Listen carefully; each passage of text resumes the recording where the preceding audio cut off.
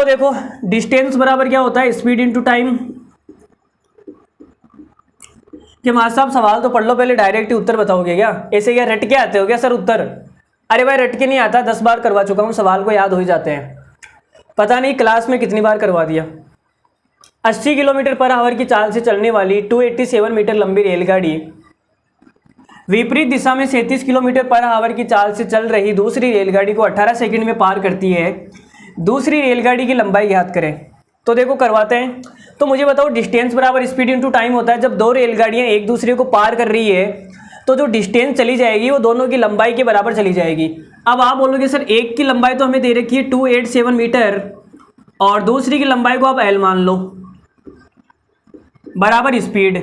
अब विपरीत दिशा में पार कर रहे हैं तो विपरीत दिशा में जो रिलेटिव स्पीड क्या होगी वो जुड़ जाएगी। एक की 80 है एक की 37 है तो जो स्पीड हो जाएगी वो आ जाएगी 80 प्लस 37। अब ये किलोमीटर प्रति घंटा है तो हम गुणा कर देते हैं 5/18 से, तो ये मीटर प्रति सेकंड हो जाएगा।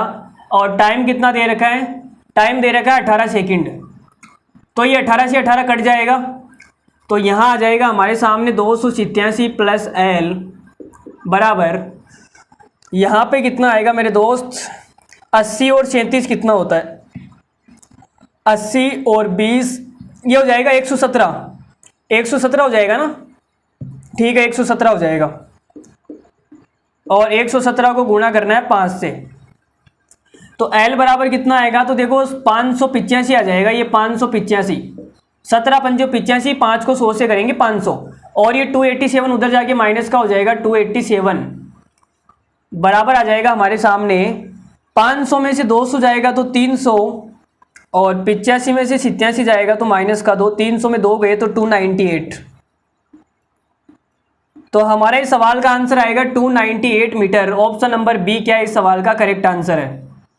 तो सीजीएल मेंस में इतने लल्लू लल्लू सवाल पूछे जाते हैं। अब आप देख लो कि आपका क्या लेवल है। जिस लेवल से आपकी पढ़ाई हो रही है, जिस लेवल से मैं आपको पढ़ा रहा हूँ, आप कोई भी एग्जाम फोड़ सकते हैं, कितना भी हार्ड